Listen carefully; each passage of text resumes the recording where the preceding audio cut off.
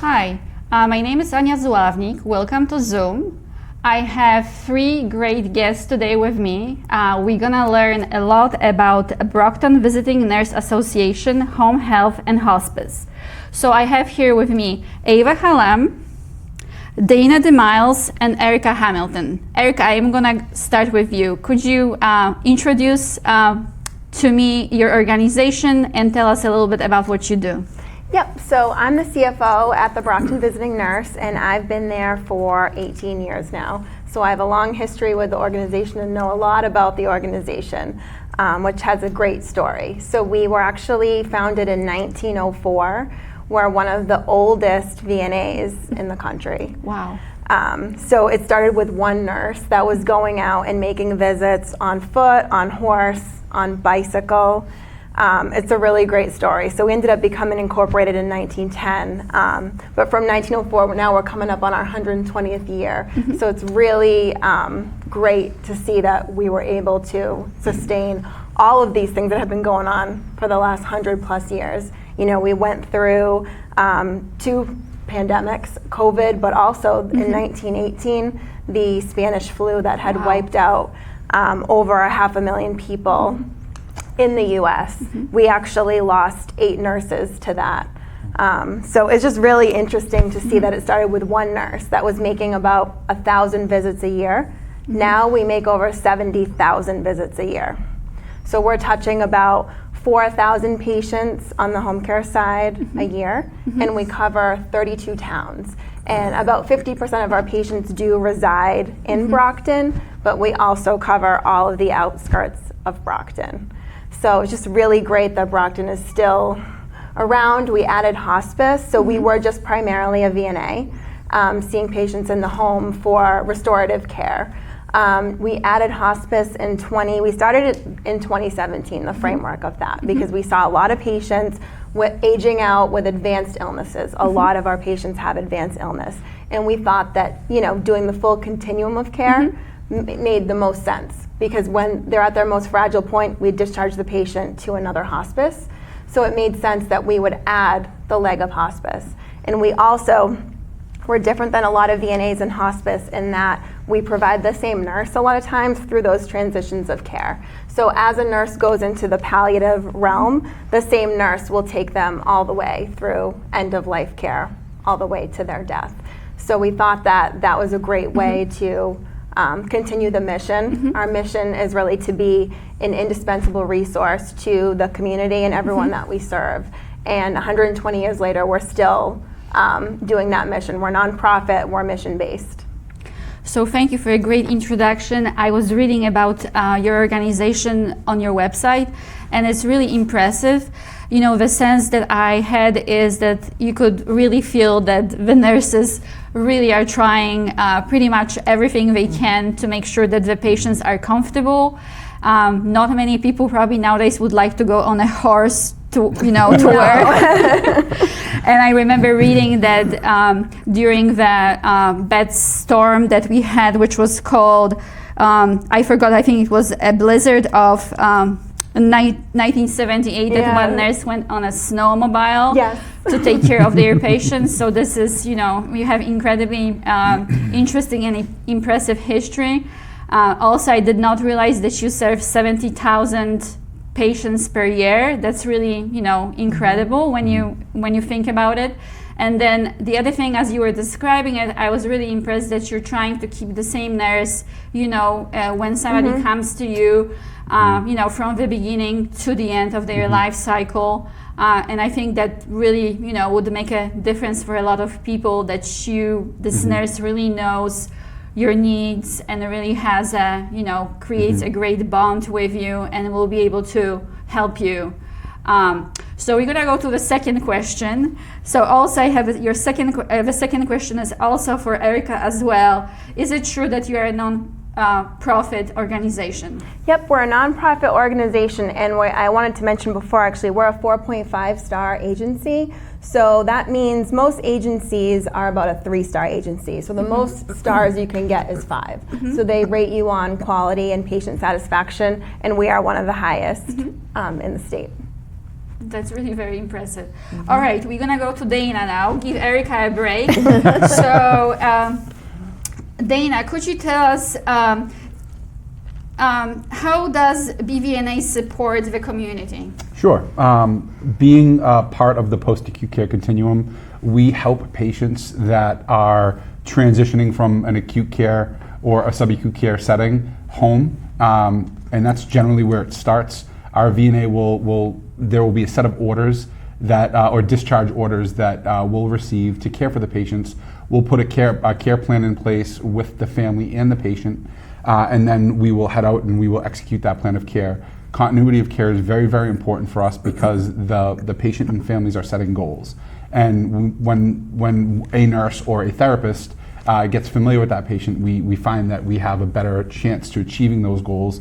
It's the best setting for the patients. You have folks that have planned surgeries, you have folks that have these emergent needs, they end up in this acute care setting, and then they discharge home, and it's our responsibility to make sure we get them back to their baseline.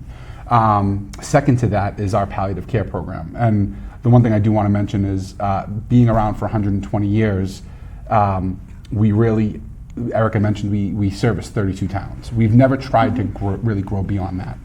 We want to be a true community-based VNA that's supporting the community that it resides in. So we're staying true to where we want to impact Massachusetts, and we're trying to add certain levels of care to continue to support those communities.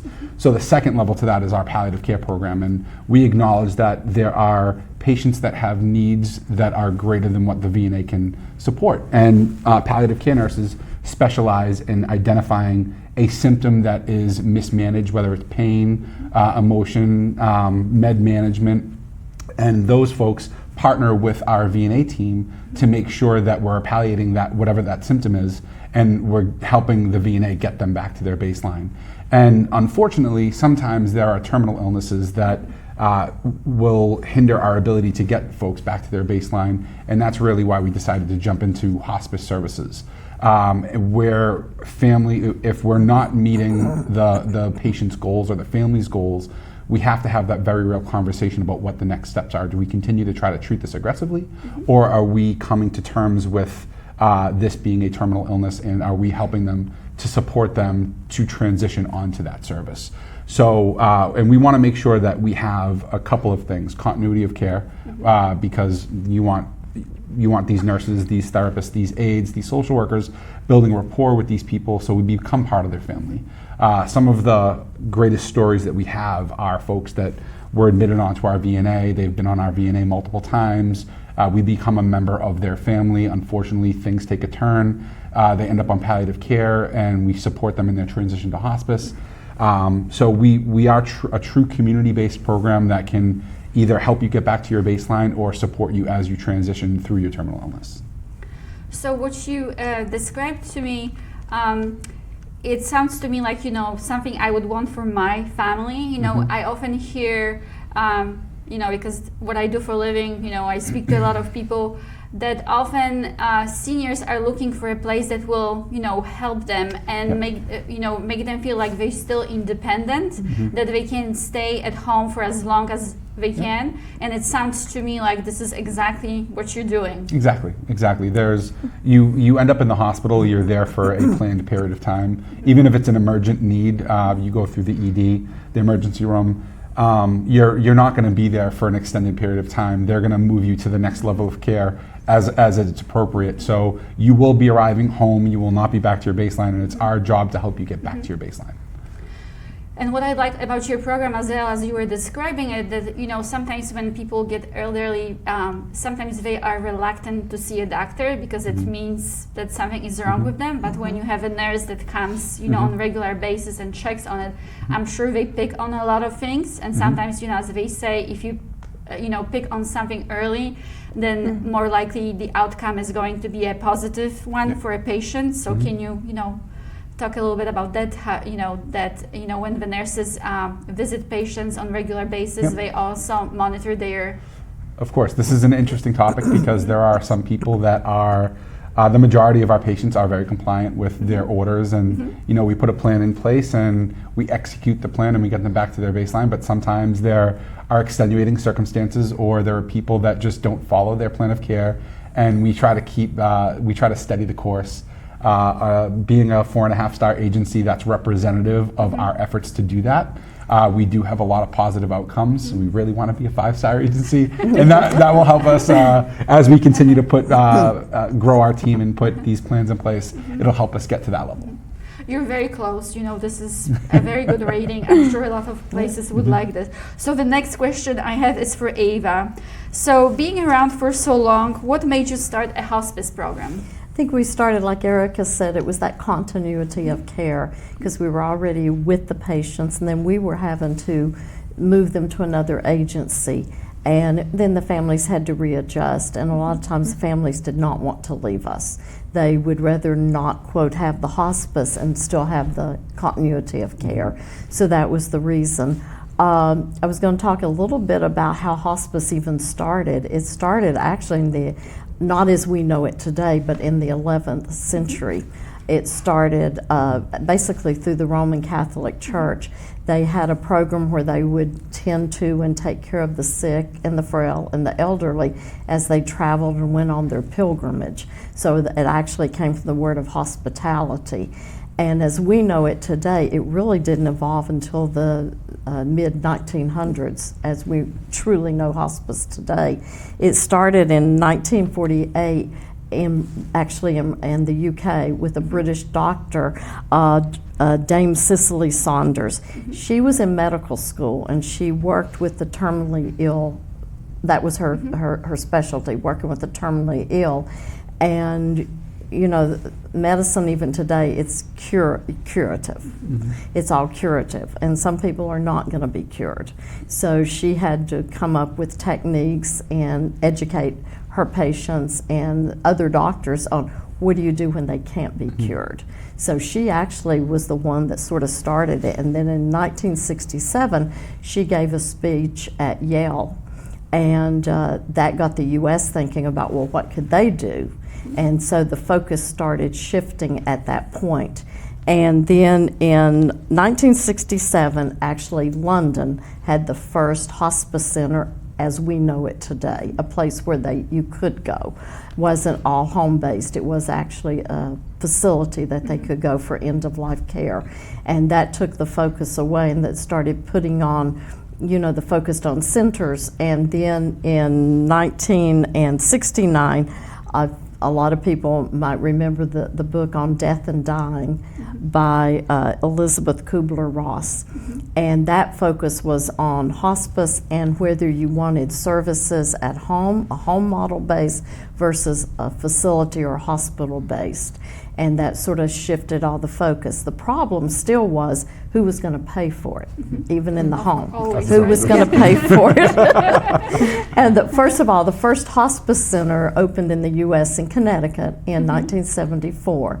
And again, the issue was paying, but then, because there was no federal funding at that time.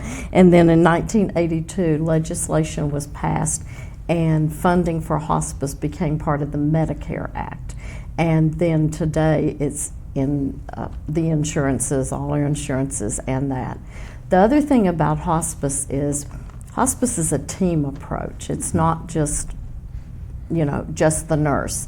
The nurse is the case manager, but we have a medical director also who oversees the care of the patients, reviews the patients constantly, monitors everything. The nurse is the case manager, and she makes the decision how often a week she will be in the home with the patient, whether it's 2 times, 3 times, 5 times, 7 times. She makes that decision. We provide an aide, a certified nursing assistant, to be in the home to assist with the care of the patient.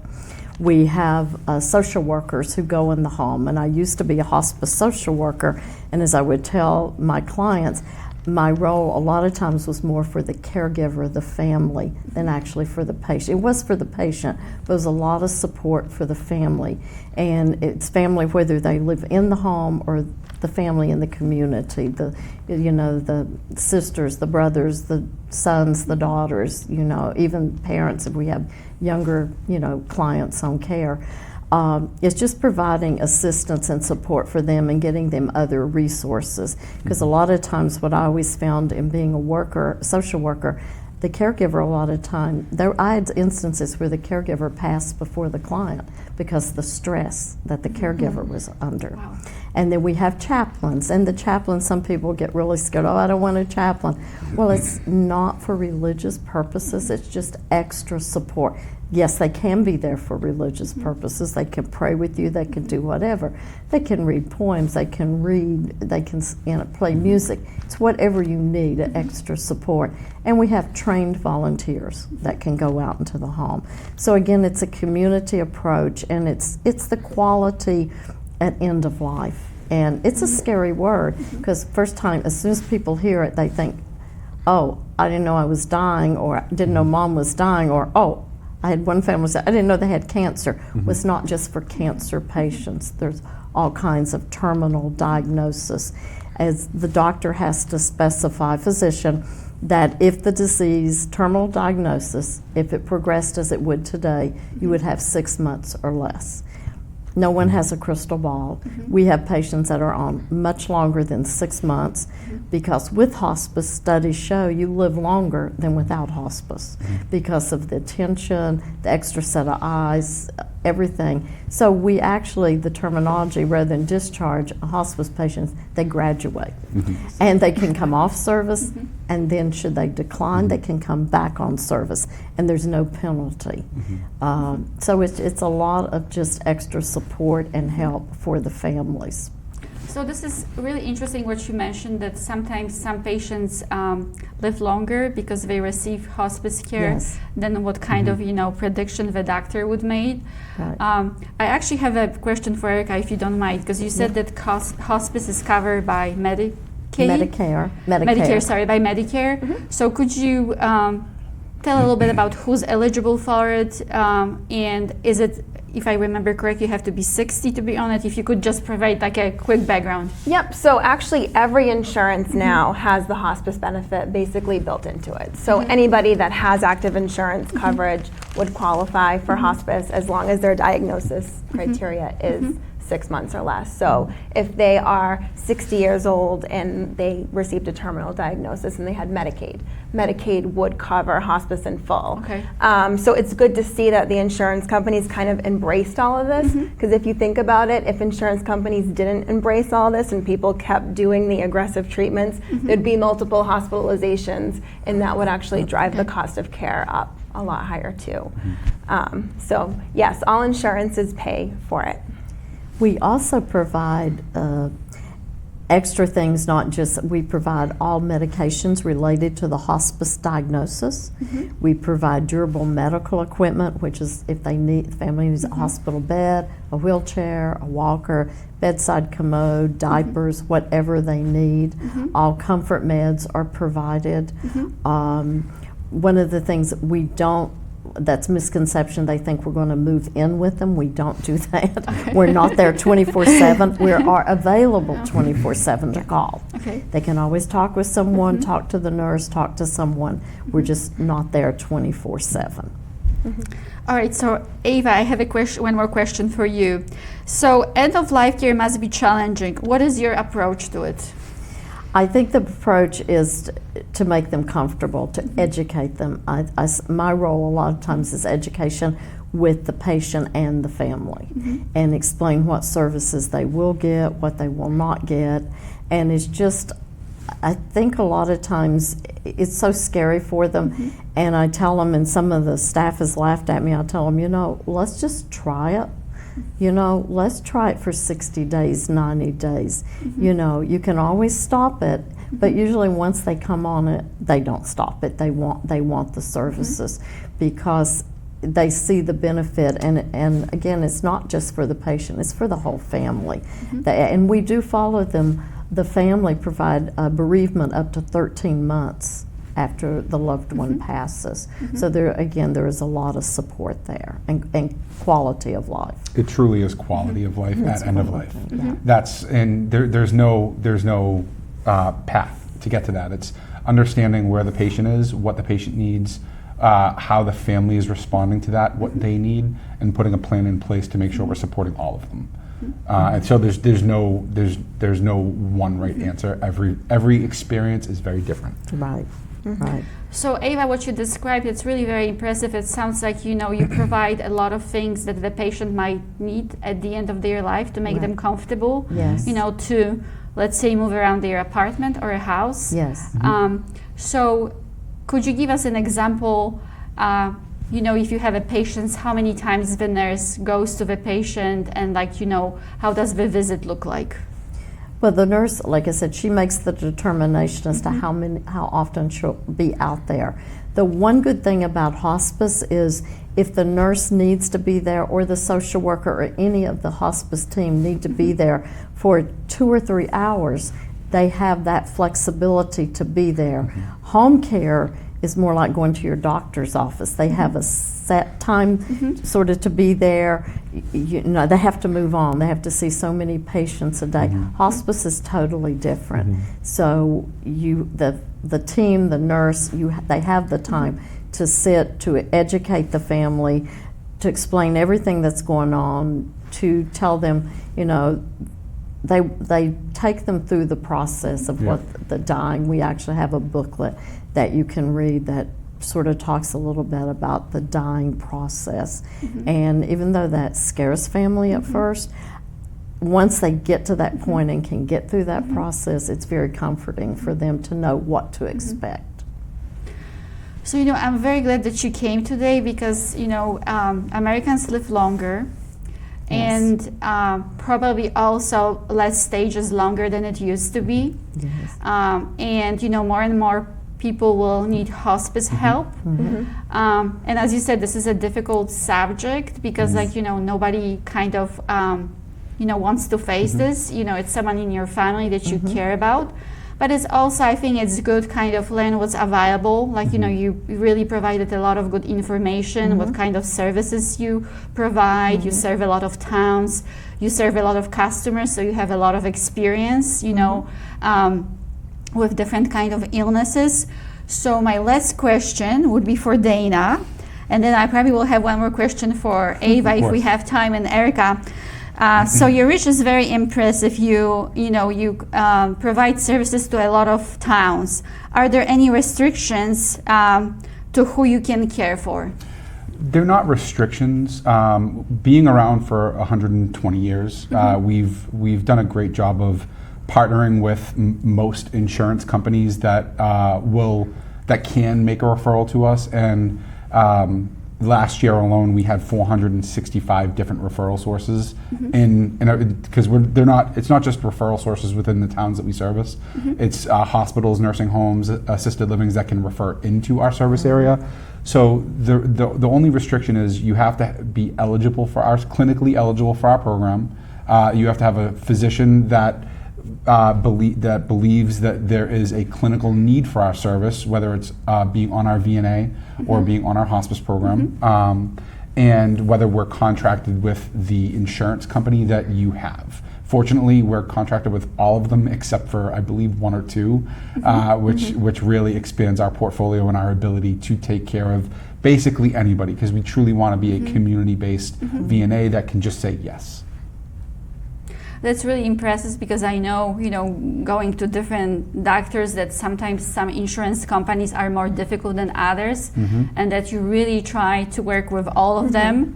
Practically, you have some type of a contract with most of them. It's really very impressive to make sure that, whatever insurance you have, you can help the patients that need help. We don't have a lot of time, so I'll have one more question for Ava. And one more question for Erica, and Dana, if you want to do like a, the end statement. But my question for Ava is if you could give us an example, of one patient that really you remember because it was very challenging or very touching. I think some of the most challenging are the Alzheimer's dementia patients because it's such a slow process and it's so draining for the family to watch their loved one decline in the way where at the end a lot of them, they can't even talk, they don't recognize the family. and it's very emotional for everybody. It's sort of, what's it saying, the long goodbye. It just, sometimes it can last for 10 years, you know, and it's very difficult to deal with not to deal with the family, but to help the family see that it's just such a slow process to go. The one thing I did want to mention, we do have younger patients that we provide, you know, hospice. It's not just elderly, it's anyone who has a terminal diagnosis. We don't do pediatric hospice. But we have had teenagers on care before, and those are very challenging also. So Erica, I guess the last question to you would be if someone wants to reach out to you, or someone has a family member that they would like to refer to you, who do they call and how the process looks like? And we'll add the number later on in post-production. Okay, that's actually a question for Dana. All right, Dana, you go then. So you could call our main line. All of our information is on brocktonvna.org. So you can there's a referral form there, or you can call our intake line. Fortunately, we are organized in a way where we have a team of people that are available 24/7 to receive a referral, and that will get processed. And we pride ourselves on being able to admit somebody same day if need be. So. If we're needed, we can be there ASAP. So Ava, since you know, you probably know more about, you know, patients, and you said, you know, what type of patient you had in the past. Where do you see like the group of patients with some type of illness? Which group do you think is growing and will need more help when it comes to some type, you know, of illness that you see really more and more patients coming to your organization? As far as a specific illness, I'm not sure I can pinpoint that, except for the dementia, Alzheimer's, that we're seeing more and more of. And that is, I think, and the baby boomers, you know, that's the largest age-wise group that we're seeing right now, is baby boomers and Alzheimer's dementia. So hope you will get some medication to manage this. You know, there isn't one yet. I know there are some companies that are doing research, you know, to help with it. Thank you for coming today. I feel like the viewers are really gonna learn a lot. You cover a lot of, you know, things that your organization does and history, and you know that you take almost any type of insurance if somebody needs help. So again, thank you for coming. Thank you so much. It was very nice. Pleasure to meet you.